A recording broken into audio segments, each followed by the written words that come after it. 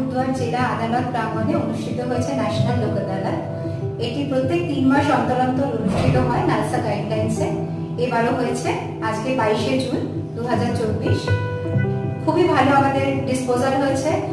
2 কোটির উপরে spot fine উঠেছে, যার মধ্যে মোস্টলি আছে আমাদের এমএসসিসি কেস রয়েছে।